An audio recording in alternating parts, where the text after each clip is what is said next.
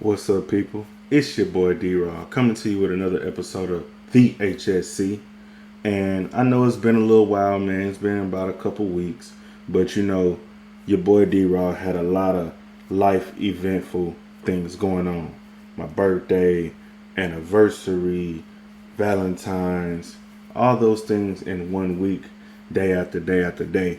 And so it was a very, very busy week. And then also we gotta mention there was a Super Bowl. The Super Bowl actually landed on my birthday. So, it was really a crazy, crazy week for me. I've been wanting to do an episode and get this out there, you know what I'm saying, to keep y'all updated. But hey, the time is now, the time has come, and your boy D Raww is back on his thing. So I know we didn't get to talk about the Pro Bowl really, at least the aftermath for sure. And we got to talk about the Super Bowl, some NBA updates, All-Star Weekend, Houston Rockets updates, college basketball, Houston Cougs, how they doing, where they going. Baseball spring training is almost heating up. We're almost there. And then we got to talk about a little bit of boxing. And then we can close it out from there, guys. But let's get into it. So, talking about the Pro Bowl, the NFL Pro Bowl was actually pretty good. A lot of people had stopped watching it when it was the old formation of just everybody play a game and we go out there in pads, and a lot of people really don't want to hit. They don't want to wrap up. They don't really want to do anything. Everybody's scared to get hurt. But now you get paid a little bit more money, and it's flag football, so you don't have to risk the chance of taking an impact injury. But now you can still unluckily get an injury as far as just stepping on the field or something like that, some kind of non-contact injury or something like that. But otherwise, the Pro Bowl is a lot better with all the different games that they have now, and things like that going forward. It's a lot better. And just talking about the different skill games, they got they got tic-tac-toe, they got dodgeball, they got something called high stakes, they got a precision passing test, to go against the other AFC, NFC kind of, deal. Who's gonna have the best catch? They got things where they're catching on the water and being pulled by a boat. It's so many different things they're doing, and just talking about that, like NFC pretty much dominated the AFC in a lot of these games this year. NFC won the precision passing. They won closest to the pin, snapshots, dodgeball, and best catch. So NFC dominated the AFC, especially on that first eventful day of Thursday. Then we rolled into Sunday, and there was tic-tac-toe, move the chains. They even played Madden, NFL head-to-head. They had a gridiron gauntlet, a tug-of-war, and the NFC, bro, just dominated all the way down the board except tic-tac-toe.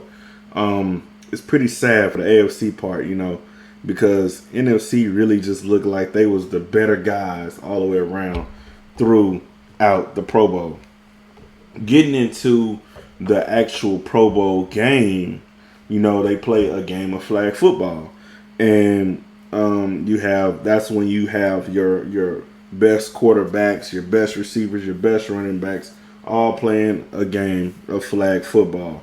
That's what everybody goes there to really see, of course, because you really get to put all those skills to work and see how this player is really going to cover this player, this and that, And this is no tackle football, so it's really just all about skill.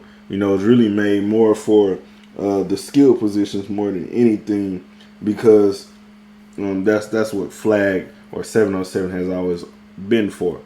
But in the meantime, they have the tug of war and all the other things that they do in the trenches for the big guys. I'm talking about the linemen, the offensive tackles, the guards, the DNs, and things like that. They have a contest where who can pull something the fastest, who can move this the fastest, and, you know, things like that for those guys to compete, which is, I think it was like the gridiron thing or something like that, right? But NFC dominated, man. NFC even dominated in the Pro Bowl game. It was, the final score was 64-59. But talking about the Pro Bowl, I really want to talk about the AFC team, specifically about CJ Stroud. CJ Stroud, man, before I get into all the CJ Stroud things, it seems like ever since the Pro Bowl, the media just been glued on CJ Stroud, what he's doing, where he's going next, and all those kind of things.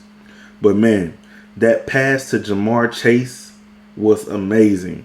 It was very different, and it also gave exposure to the world that's watching CJ Stroud in the Pro Bowl ball out.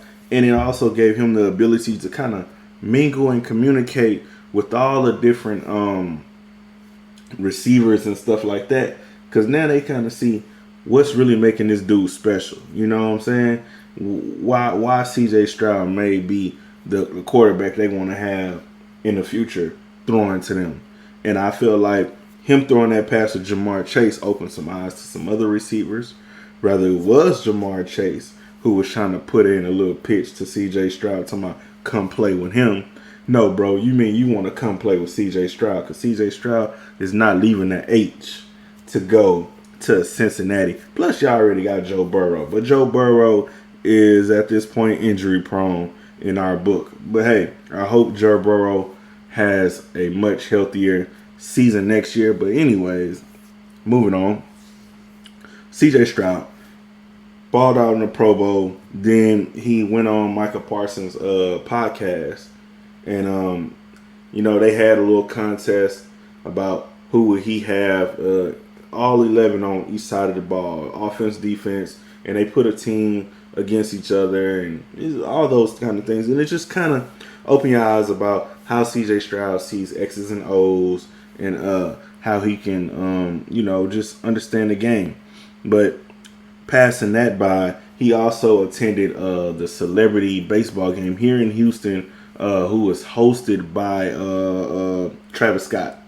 So, with that being said, he actually had 7 home runs in the baseball game. It was a home run derby, and he hit 7 out the park at Minute Maid Park, supposedly. So that's 7 moonshots for CJ Stroud, showing off his athleticism. After the baseball game, the whole baseball world wanted to look in on who CJ Stroud was riding with or whatever, and it was Amber Rose. Amber Rose claimed that she really don't know him. They don't know each other. You know, it's kind of weird for her to say that, and you just got in a car with a stranger, you know what I'm saying? Or you let a stranger get in your car, whatever the case may be. I don't know, you know what I'm saying? It's pretty interesting, but hey, CJ Stroud, man, just stay on the right path, man. Don't let these celebrity women and stuff like that, you know, reel you in, bro, and take you off your game. I want you to keep improving, young fella. Besides that, man, stay away from the Kardashians, too, because I seen you, you know, you was at the Super Bowl in a suite. You look pretty bored, bro, but hey, stay bored. Stay away from the Kardashians, my guy. I'm telling you, man, everybody that get around the Kardashians, they don't be right. Anyways, 31 points in the celebrity basketball game for the NBA All-Star Weekend. My boy CJ Stroud balled out, you know what I'm saying? He went ridiculous. Unfortunately, he did not get that W. Team Shannon Sharp actually ended up winning, and that team had Michael Parsons, Puka Nacua, and some other guys. CJ Stroud was under the team Stephen A or whatever, and yeah, they lost. Of course, Stephen A would, you know, get them the L. Stay fly or get fly like a true connoisseur by getting the Houston Sports Connoisseur apparel. Shop now for 10% off. Super Bowl talk. I'm gonna tell you what my impressions were and my disappointments. You know, I would most definitely say I was disappointed, man, in San Francisco defense. In the end, I was impressed with how they kept the game close, but I was also impressed with Brock Purdy's play. You know, a lot of people want to knock Brock Purdy, but Brock Purdy really didn't play bad. And Jawan Jennings, man, he played his butt off in that game. And I thought he would have did enough, just enough to get the dub and probably be MVP for San Francisco. But unfortunately, San Francisco could not close out in that game. Anyways, you know, with that being said, let's get right into the Super Bowl game, man. Kansas City Chiefs got the dub 25-22. They moved ahead to get back-to-back titles, the first team to get back-to-back titles in 19 years. And I'm guessing the last team to do that was probably the Patriots or something. But anyways, man, looking at everything, Kansas City got the dub 25-22. Patrick Mahomes went 34 for 46, 333, 2 TDs, 1 interception. He was sacked 3 times, surprisingly. Brock Purdy, 23 for 38, 255, 1 TD, sacked 1 time. Mahomes did throw the ball a little bit better than Brock Purdy.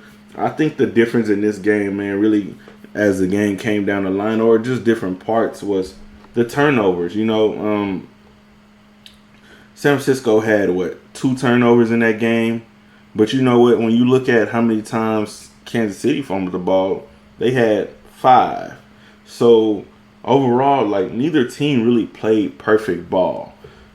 San Francisco had many chances to really win this game. Even out from the beginning when McCaffrey was just running it down their throat, and then he lost the ball. He fumbled the ball, you know. But where I also seen the biggest loss in this game was, I feel like San Francisco had too much talent on the offense to not be able to find some kind of explosive play to take advantage of Kansas City, especially down the line. And then I feel like San Francisco had too many good players in the front seven. Man, we talking about Fred Warner, Nick Bosa, who's on the other side? My boy, Chase Young. You had Greenlaw. You know, you have too much talent in the front seven to not dominate against Kansas City. And they have solid DBs. And then when we talk about what Kansas City got on the receiving end of everything, that's where they struggle. This is the worst Kansas City offensive receiving unit I think they ever brought this far. You know what I'm saying? And a lot of that just goes to show that Kelsey was a big dog in this game, and he's been a big dog throughout this playoff. Also, it also go to say how much better Mahomes make his receivers around him, because McCole Hardman, he was traded or something like that to them because he was underachieving. Valdez-Scantling, he's a decent receiver, but he's nothing special. Rasheed Rice is they up-and-coming young guy. You know what I'm saying? He made some plays, most definitely. 6 receptions. He made them when it really mattered. But like I said, the biggest disappointment to me is that San Francisco knew where Mahomes was going. And he was going to Travis Kelce. Travis Kelce had 10 targets in that game and 9 receptions. That goes to show that he still found ways to beat the DBs, beat the linebackers. And when we're talking about linebacker, we're talking about a bona fide, probably number 1, number 2 linebacker in the NFL in Fred Warner. And there was times where he made Fred Warner look a little silly. But even then, Fred Warner still had 13 total tackles. You know what I'm saying? He was all over the field. I seen Fred Warner running sideline to sideline. He had Mahomes had Eric Armstead in his face. He had Nick Bosa in his face. You know, it's too much talent on that San Francisco defense for them to really just lose this game. Don't get me wrong. No discredit to Kansas City defense. You know what I'm saying? But San Francisco is supposed to win this game. You know, especially going down the line. And then, you know, I'm just go ahead and jump to the end. We got the overtime, right? And jump into the end. I'm gonna jump to the last play. 7 seconds left on the clock. If I'm the coach, and I'm highly disappointed in Shanahan because this is what his third time going to a Super Bowl, and kind of disappointing. The first time he was with Atlanta, and he let the Patriots come back as he was the OC at the time. They was up with 28-3 here in Houston. Let the Patriots storm back, get the dub. So it's something in his DNA where he just don't know how to close out games and get the dub. Then the other time was 4 years ago, San Francisco. He had Garoppolo at the time as his quarterback. They was in the lead against the Kansas City Chiefs at that time.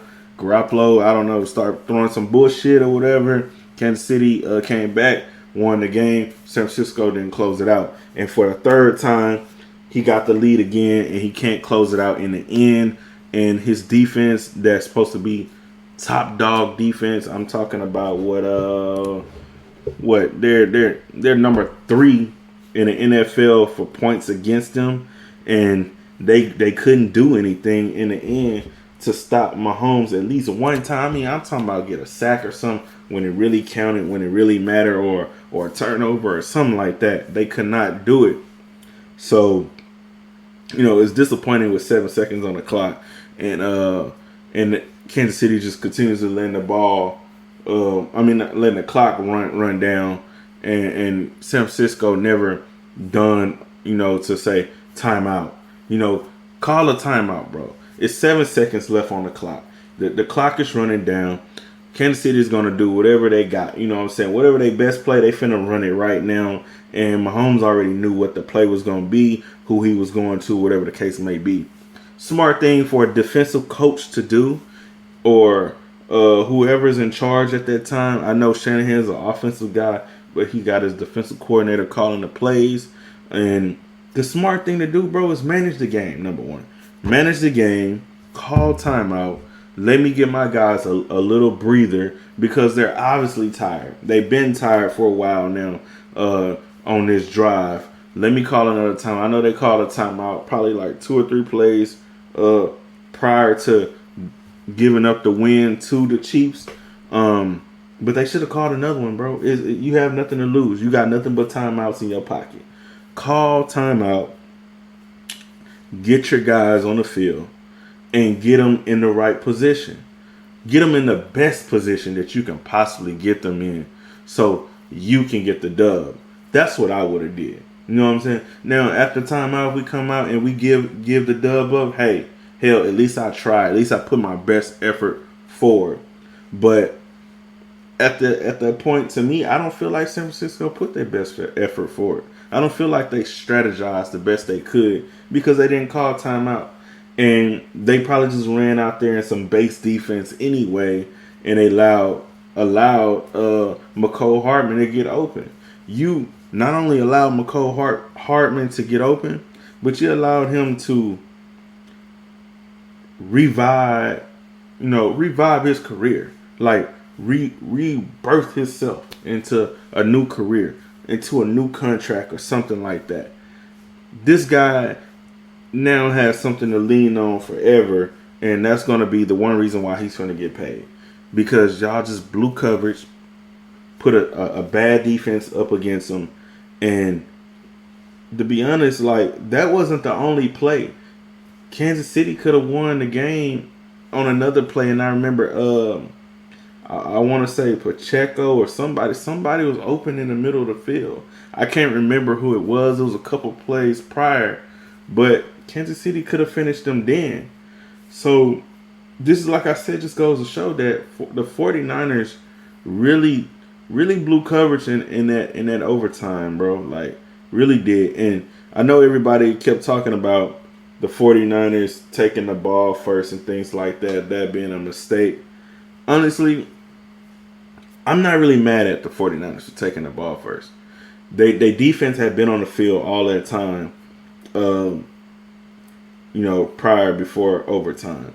So them taking the ball, receiving the ball first, didn't hurt them because it gave their defense a breather. and it allowed their offense that had just been sitting on the sideline for a while to come out there and play.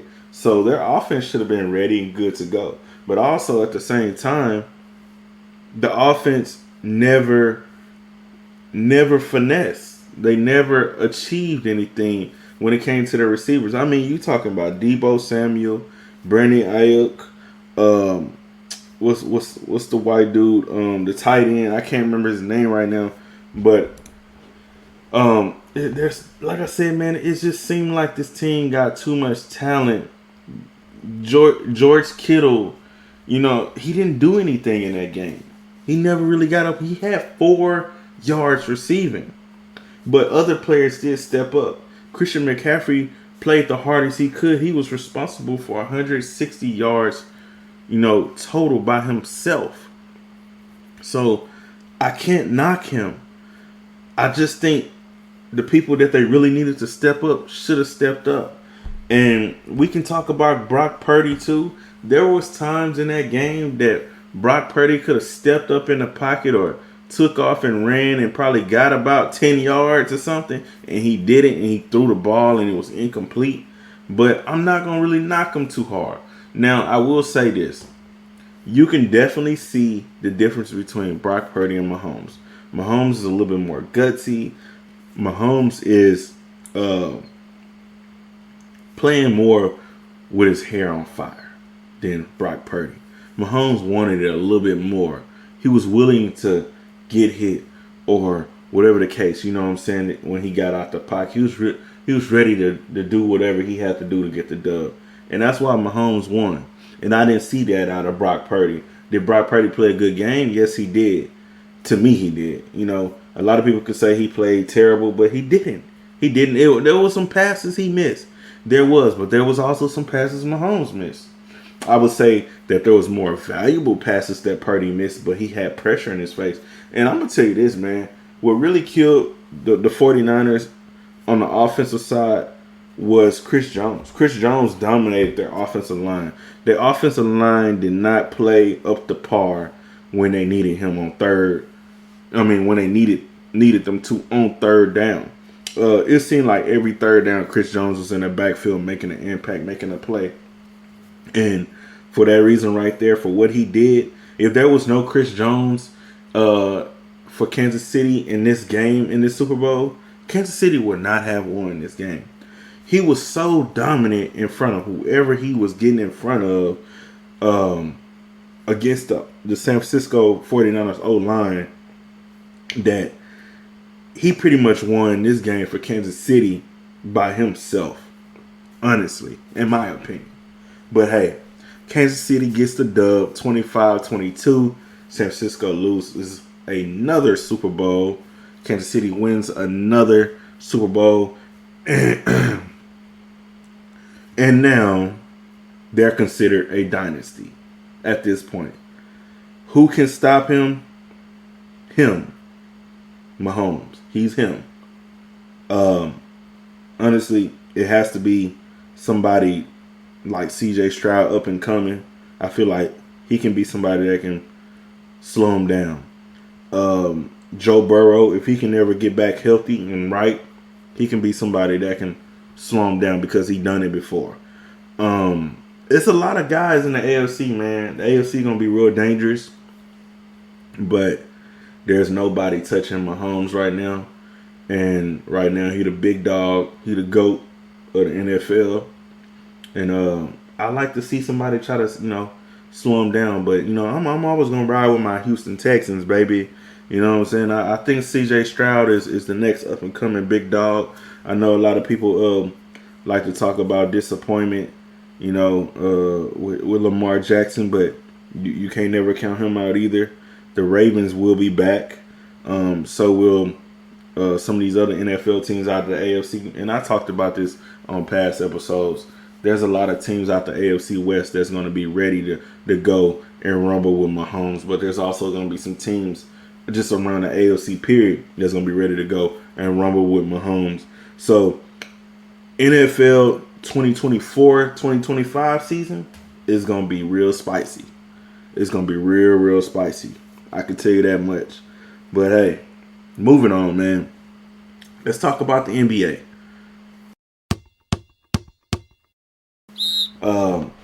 Moving to the NBA topic, we got All-Star Weekend.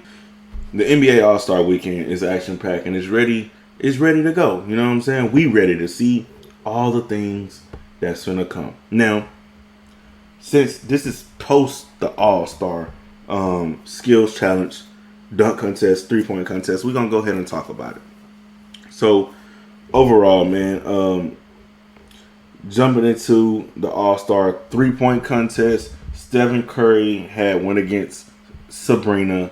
Sabrina, I don't want to butcher her name, but I think it's Ionescu, and she is in the WNBA. And to be honest, you know, when we talk about a GOAT shooter, you know, we always talk about Stephen Curry. But I tell you this, Ionescu, she pulled up and she showed out. She was 3 points short. Stephen Curry had 29 points from the 3-point line. She had 26. But also, not only did she have 26, she shot 26 from the NBA 3-point line, not their standard WNBA 3-point line. So you got to put respect on her name. Sabrina is her. You know what I'm saying? Yeah, Stephen Curry hit 3 more points or whatever over her, whatever the case may be, but Sabrina is her. Now, moving on to the official 3-point contest, it was Malik Beasley, Jalen Brunson, Tyrese Halliburton, Damian Lillard, Lauri Markkanen, Donovan Mitchell, Karl Anthony Towns, Trae Young. Man, that's a lot of people in that, right? So, just to go ahead and jump right on it. Malik Beasley eliminated in the first round. Jalen Brunson eliminated in the first round. Tyrese Halliburton, he actually made it to the second round, and then he had a tiebreaker. He got eliminated as well. He had 26 and 12. Dame Lillard and Karl Anthony Towns, Trae Young, those three made it to the finals. Donovan Mitchell got eliminated in the first round, and so did Lauri Markkanen. Dame Lillard ended up being the champion. He had 26, 16, and 26.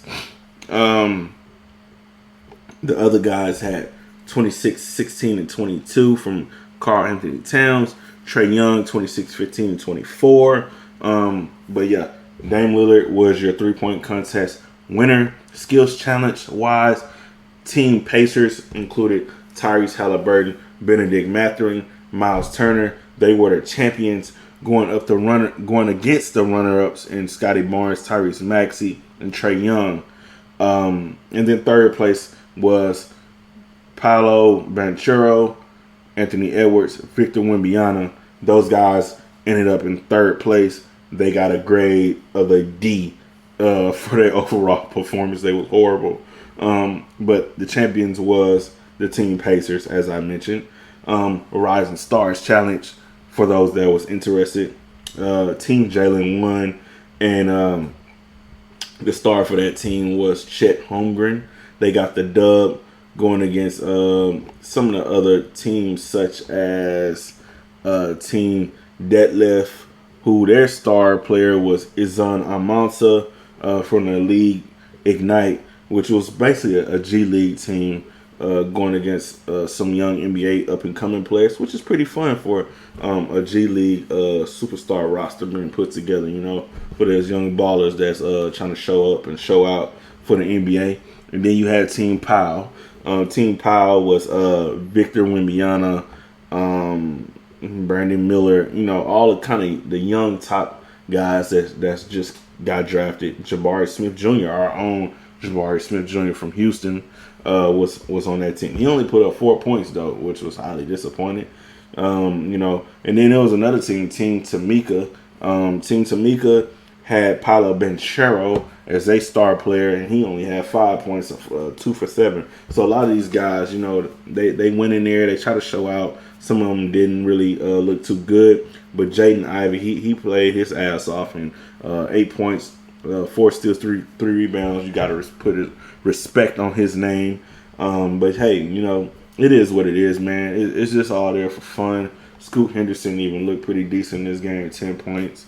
He only had 1 assist though, but hey, man, you know, like I said, it's just there for fun, and that's the results. Now, talking about the big game, as we talk about the actual All-Star game, you know, that always takes place on a Sunday, and it's back to East and West, people. It's Eastern Conference versus Western Conference. They finally stopped, you know, trying to do Team Bron and Team Giannis and things like that. And with that being said, the starters for the Western Conference is Luka, Kevin Durant, Shai Gilgeous-Alexander, LeBron James, who need to stay at home, Nikola Jokic. So, in the Eastern Conference starters, we got Giannis, Joel Embiid, Tyrese Halliburton, Damian Lillard, and Jason Tatum. Oh, and Joel Embiid won't be playing because of that injury he had got a couple weeks ago. And in place of him will be the Miami Heat center. I can't remember bro name right now, but yeah, it'll be the center Adebayo. He'll be replacing Joel Embiid.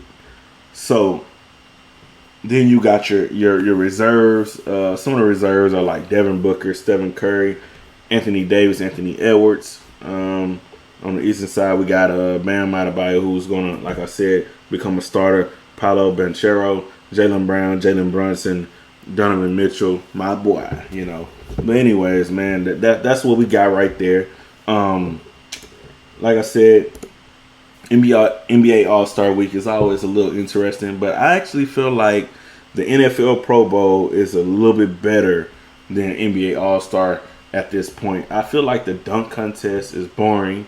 Oh, Mac McClung, he won the dunk contest. The finals came down to Jaylen Brown and him. Mac McClung got the final dunk over Brown. I mean, not over Brown. He got the final dunk over Shaquille O'Neal. He dunked over Shaquille O'Neal. And you know, Shaquille's what, 7'1", 72?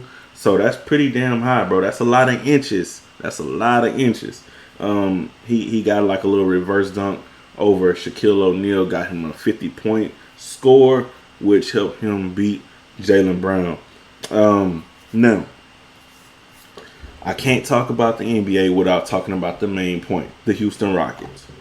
The Houston Rockets, at this point of the season, people, are 24-30 with 6 games under 500, and they're highly underachieving to me at this point.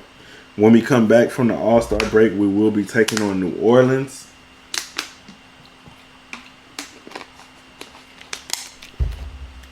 And the New Orleans Pelicans will be at home. And then that will be a Thursday, February 22nd. Friday 23rd, we'll be taking on the Phoenix Suns.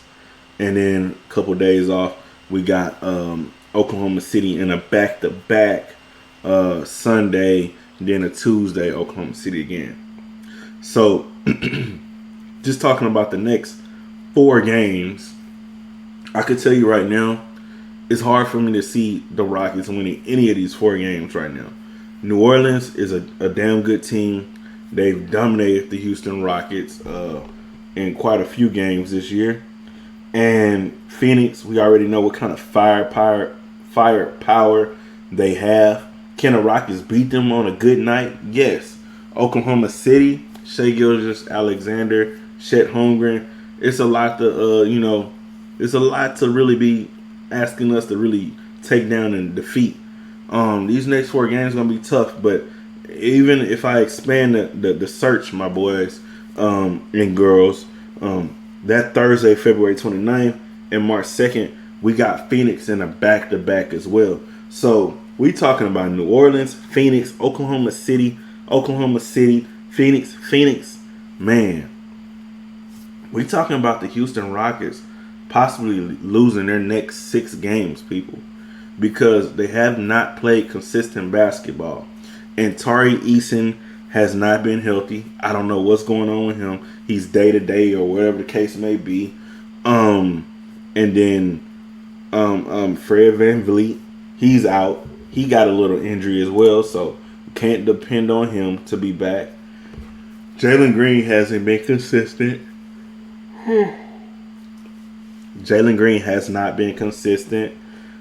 Alperen Sengun has not been consistent. And, we talk about Alpy, man. Alpy was supposed to be our all-star player. Our first all-star player that we, had since with James Harden. And he failed to hit that marker this year. And I can tell you why. It's because he has not been consistent. I thought Jalen Green was going to be a lot better this year. And he's been a lot worse. There's been some games where he did look good, but he has not really looked that great. Jabari Smith Jr., I could say the same thing about him. They all have been good in different spurts of the season, but none of them has really put their game together to really say that they're ready to really take the next step. To me, Amen Thompson, he's played well, especially since Van Vliet has stepped down and been out. I like what I've been seeing out of Amen Thompson. Cam Whitmore, same thing. I don't know what's going on with Cam. He's been hurt for a couple games as well. So, man, I don't know what this Rockets team is doing, to be honest. I was highly disappointed they didn't make no trades at the trade deadline. And with them not making no trade, and that Steven Adams trade don't count, bro. Because he can't play this year. And since they traded for him just to play next year or to do whatever they're going to do with him at this point, I think the Rockets didn't, cash in on this season. I don't think they really want to win this season. I don't think the Rockets really is trying to play for the play-in at this point. The Rockets are just doing, whatever to get through the next, 20-something games to get to the end of the season at this point. I hope I'm wrong. I heard Emi Udoka say some things about changing up the lineup and getting these guys back on the right page and making sure they fight, every night. But, man, I just don't see it. Jayshawn Tate has been a big L for this team, averaging 4 points off the bench in 17 minutes. He's not doing a lot. I think at this point in his career, he should be a better offensive player. I know he's defense first, but, man, you got to do something consistent, bro. Something. And I'm just not seeing it. I like what I'm seeing out of Aaron Holiday off the bench. He's been pretty consistent, and he's somebody that you can really depend on to really just go out there and put numbers up in spurts as well. So, man, like I said, this Rockets team, I don't really know what to say about them, but I don't think they're going to make the playoffs at this point. College basketball, man, is heating up at this point. We're in the middle of February at this point already. And I'm happy to say that the Houston Cougars have locked up a number 1 seed so far. They're number 1 in the South. Arizona is number 1 in the West. And UConn is number 1 in the East. Purdue is number 1 in the Midwest. I'm liking what I'm seeing out of U of H, man. Like, they've been dominant. They've showed dominance each night they've played or afternoon whenever they've played. And today they show true dominance at home against the Texas Longhorns. Horns down as always. U of H got the victory 82-61. But even then, let's just look at the last couple games. They beat Cincinnati, which is a solid team, 67-62. They beat Oklahoma State, 79-63. And up next, we got Iowa State in a rematch. And I know we talked about that game before, but now it's really time to break it down, man. Break it down. Iowa State, we will be playing them on Monday night, 8 o'clock. It's moved into the primetime slot. And they actually got U of H favored by a huge margin, 86%. Say U of H wins this game. I'm going to ride with the Cougs anyway. You already know there's no choice for me. But seeing Iowa State for a second time, I think U of H should really dominate these guys. But it's a big game. You know what I'm saying? Iowa State's number 10. They're both 9-3 in conference play. Iowa State did win the first game in Iowa, but there was a lot of, crap going on in that game, but I can tell you this one thing. U of H has a true home court advantage, and they know how to control it and own it. And I love the chances of U of H dominating this game against Iowa State, because it's going to be totally different, us not being on the road, and they got to come into Fertitta Center. Fertitta Center is nothing to, laugh at. It's not a laughing stock kind of arena. It's a smaller arena, but it's a beast of an arena. It gets real loud. The crowd roars, and when that ball start going through that net, it's all game, baby. And I'm gonna ride with the Cougs all the way. Speaking of the Cougs, also, man, I want to talk about the next couple of games as well, because we got Iowa State, and then we got Baylor, and we'll be playing at Baylor, and this will be our only shot at Baylor in the near future.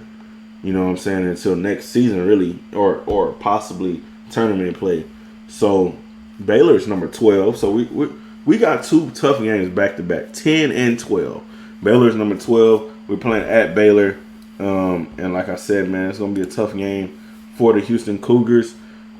Houston is favored in that game right now, 72%. But Baylor is no pushover team as well. They're 8-4 in conference play, and I'm pretty sure Baylor is going to be licking their chops when Houston come in there, because number one, we come in there as a top dog.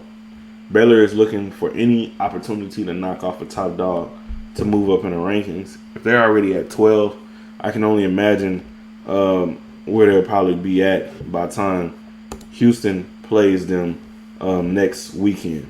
So Baylor is taking on BYU before they play U of H. Mind you, BYU is ranked number 19. BYU has been having an up and down season. But if BYU can take it to Baylor with consistency, I don't know what we'll get out of that game. But if Baylor can get that dub, it's going to help Baylor not actually move up in the rankings, but get another dub for them, against a top 25 team, and moving in against Houston, or Houston moving in against them. They're going to be real thirsty. They're going to be real hungry, and they really going to be licking their chops at the Houston Cougars. And the Houston Cougars is going to go in there and play some Houston Cougar basketball. And I think the Houston Cougars, come out with a W. So, moving on. Yay! Next topic, MLB. The MLB is heating up. We got spring training really, about to start up. The players are getting loose. We see that Justin Verlander is coming back for another season. He's primed to go. I don't know if he's going to be a full-time starter like before, or what to really expect with him. But I know the baseball pitching rotation is going to be totally different for the Astros this year, with Josh Hader being a true reliever for the Astros now. That moves Presley, I guess, into more of a reliever role, which kind of helps the Astros. And we also get some of our pitching back, So with all that being said, the Astros getting healthy, the pitching rotations being healthy. The Astros is back on the stroll, man. They ready, they hungry, and I think this is a year that we can really go out there and prove ourselves. Especially seeing that I seen the Chiefs get a W in the Super Bowl and prove that they're a dynasty. Now it's the Astros' time to go out there and get a dub in the World Series and prove that they're a dynasty. Two dubs, man, ain't enough for a lot of people, especially considering that they've been eight times or 7 times or whatever. But if we make it an 8-time or whatever case, going to the ALCS and then getting to the World Series this go round, let's get the dub, Houston. You know what I'm saying? Let's be dominant. Let's prove that we're a dynasty, and let's hang that pennant so nobody can doubt this team. And let's be a team of 2 decades that everyone had to talk about. For 2 decades, that would be something for the Houston Astros. I would love to see it, and I really hope that's the direction we're going for sure. Now, let's get on this boxing. Now, when I was talking about boxing, I was talking about Devin Haney and Ryan Garcia.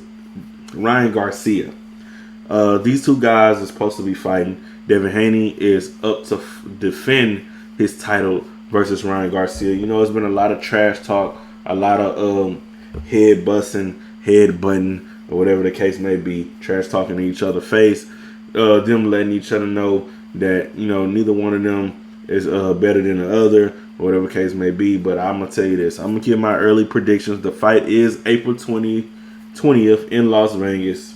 And I'm going to ride, man, with Devin Haney. It's not really hard for me to choose him, you know, seeing what I seen out of him. But I was highly disappointed in what I seen out of Ryan Garcia when he took on Tank.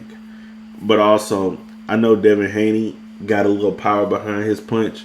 And if Ryan Garcia can't handle Tank, I don't think he's going to be able to handle Devin Haney. And it's no shot at Tank, you know what I'm saying? But I don't think this guy is really ready. And I know he got a couple different things going on with his team now. He might be, you know, better off trained. But honestly, you know, when we talk about Ryan Garcia really needs this fight against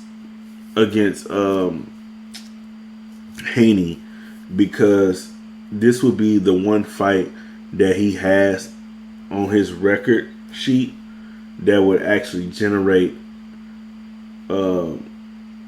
respect. You know what I'm saying? Especially if he get the W, or even if it come down to a UD and he take a L. You know what I'm saying? And they both come out of there battered. He would get a lot of respect. But if he go down like he did against Gervonta Davis in that super fight, man, there's no way Garcia is going to get any more respect for a while. You know what I'm saying? Considering how he went down from a TKO, a body shot, and you know, it was highly disappointing, you know. And like I said, bro, with that being said, a 31-0, 15 KO Haney versus a 24-1, 20 KO Garcia. They say he got the quickest hands in the land, but man, I'm gonna ride with Haney. I just feel like I seen Haney knock off some good fighters. You know, Lomachenko, Vasily. He beat him. You know, he beat Prograis, which I didn't know a lot about at the time, but Prograis got a nice little record behind him too. And I just think that Haney is building the right record sheet, and he's knocking off some good guys that have the right respect. But now we're gonna see. You know, two youngsters clash. Garcia, Haney. Who you got? People, let me know in the comments. I'm riding with Haney. And you know, we're going to break this down again. Come closer to the fight. Come closer to April 20th, which is about a month away. We're gonna break this down because it's going to get real interesting.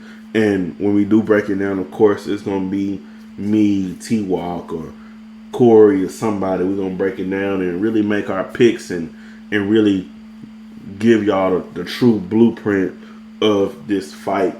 But otherwise, man, I appreciate y'all listening. Get your gear, man. Show some love. HSC all the way. And your boy is out. What's up, people? It's your boy D Raww, the Connoisseur, bringing you fresh apparel and much more. Are you cold? Cool. Then we got long sleeves and hoodies too. Are you feeling hot or need to work out? Cool. We got the short sleeves just for you. And then, if you have a newborn, we got the onesies too. Put it all together and become a true connoisseur family. Join me and wear the Houston Sports Connoisseur apparel.